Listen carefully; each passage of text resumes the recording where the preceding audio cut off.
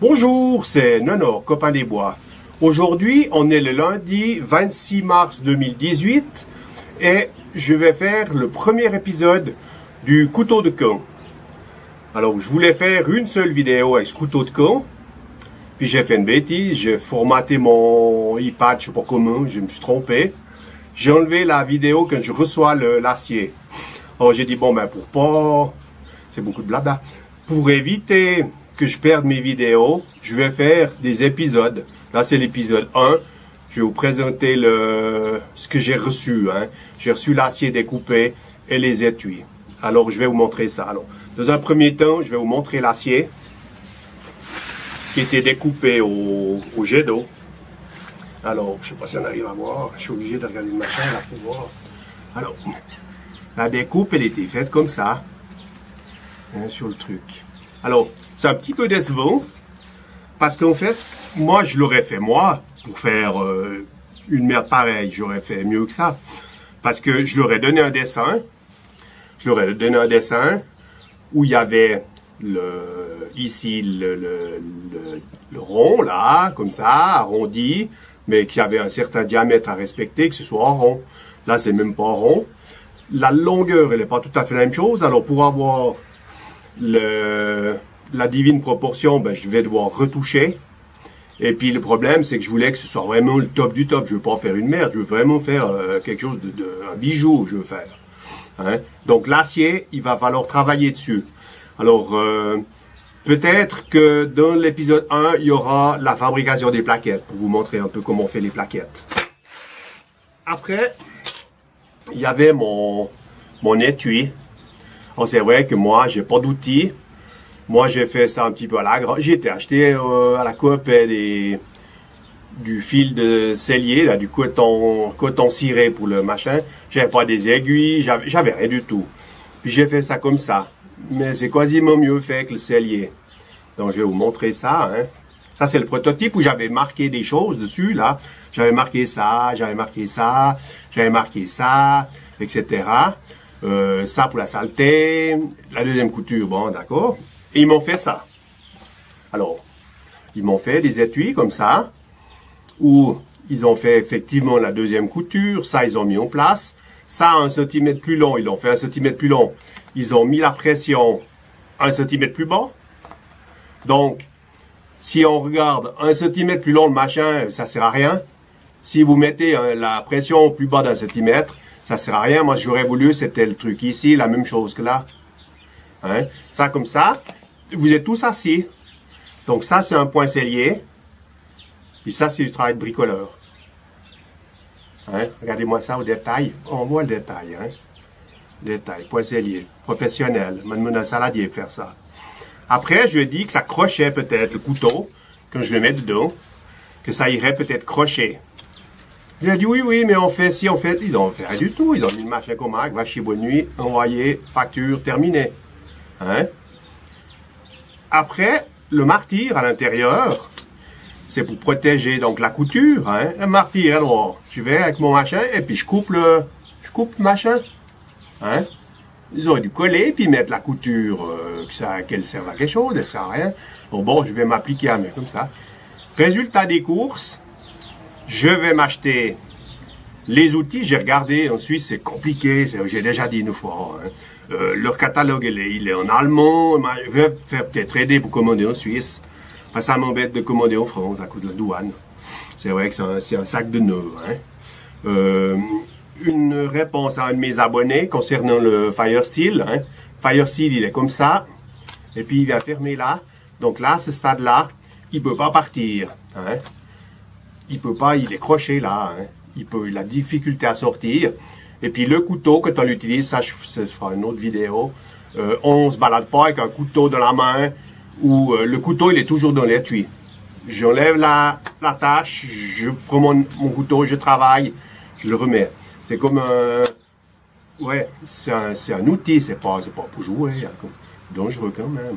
Voilà. Alors ça, c'était pour vous parler de ça. Maintenant, je vais aller à l'atelier et puis je vais enlever les couteaux de la plaque, là. Il y a 2 petites attaches. Il reste ici, il y a une petite attache. on voit rien du tout. Et puis ici, il y a encore une attache. Hein? Alors ça, il faut que je les saute. Puis comme ça, j'aurai mes couteaux. Oh, peut-être les... peut-être, regarde. Touche pas. Regardez. La première. De Dieu, il va me faire péter les doigts.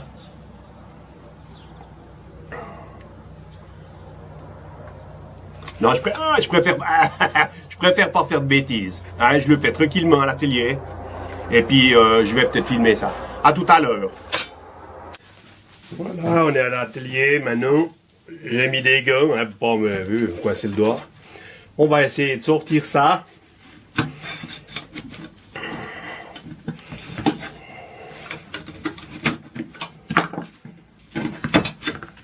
Voilà, une bête. Et puis, ouais, puis dans cette, si on se rend compte maintenant, on aurait pu faire 3 sur là. Mais bon, ils réfléchissent pas, hein. C'est d'une tristesse, c'est lamentable. Voilà les 2 bêtes. Magnifique. Ok, maintenant, ah ouais, je vais présenter les plaquettes. Les plaquettes d'Oldleaf.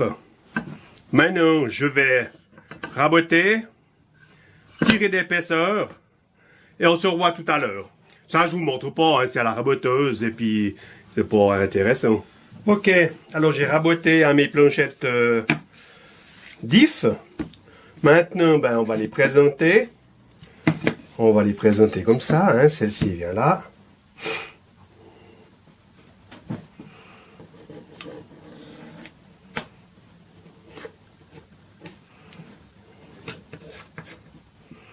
Elles vont venir à peu près par là, hein. L'ongle, je verrai l'ongle, hein. Je sais pas, il passe là, elle passe là. Et puis là, elle vient ici, hein. Comme ça.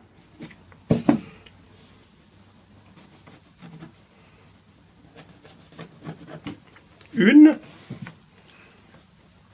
Ça suffit. Allez, on y va. Un coup de scie à ruban. Et puis c'est parti.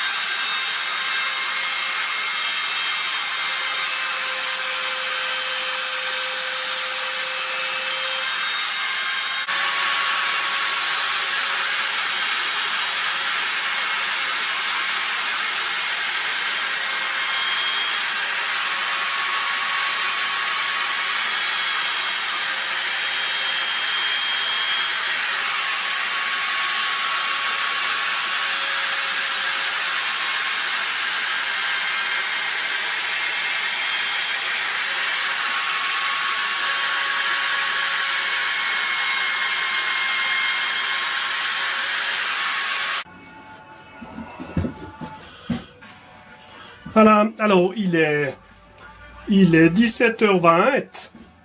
Alors aujourd'hui, ben, j'ai retouché ce métal. On voit dans le machin, on voit bien. Hein. Donc j'ai poli ici, poli miroir, comme ça, ici.